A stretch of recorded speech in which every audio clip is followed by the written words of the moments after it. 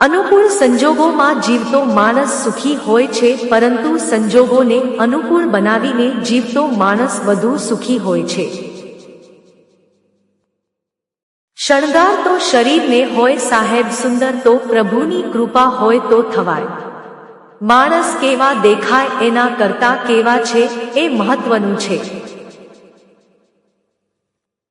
કારણ કે સૌંદર્યનું આયુષ્ય તરુણાવસ્થા સુધી અને ગુણોનું આયુષ્ય આજીવન સુધી સાથે રહે છે.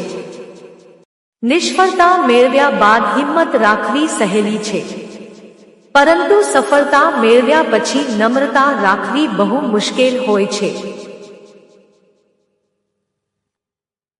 જો મોટા ફરિયાદ તો મને છે, જિંદગીથી પણ મોજમાં જીવવું છે, એટલે જતું કરું હું. દુઃખ આવ્યું છે અને આવતું રહેશે, છતાં સવારે સુખ શોધવા નીકળી જવું, એનું નામ જિંદગી. ભાગ્યને શું દોષ આપવો? જ્યારે સપના આપણા છે તો કોશિશો પણ આપણી જ હોવી જોઈએ. કોઈની સાથે હસતા હસતા એટલા જ હકથી રીસાતા પણ આવડવું જોઈએ. સૌની આંખના પાણી ધીરેથી પહોંચતા પણ આવડવું જોઈએ. દોસ્તીમાં શું વળી માનવમાન, બસ સૌના દિલમાં રહેતા આવડવું જોઈએ.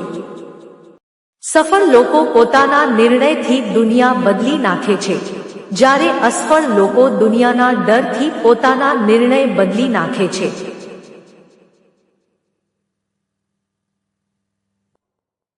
કોઈએ ભગવાનને પૂછ્યું, તમને સૌથી વધારે કઈ વ્યક્તિ ગમે?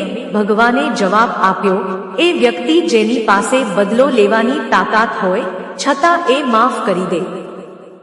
ઘણું શીખવી જાય છે જિંદગી, હસવા કરતા વધારે રડાવી જાય છે.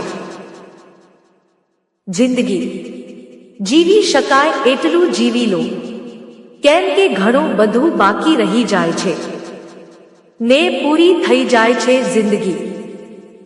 મોટાઈ એમ જ નથી મળતી સાહેબ, નાના માણસોને પણ માન આપવું પડે છે.